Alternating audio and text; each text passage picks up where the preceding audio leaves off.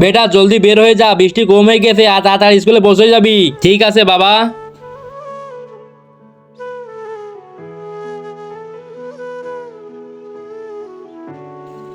আরে বৃষ্টিতে তো আমার ঘর সব ভিজে গেছে, এখন আমার মেয়ে কোথায় থাকবে? আমার মেয়ে আসার আগে সব ঠিক করে ফেলি।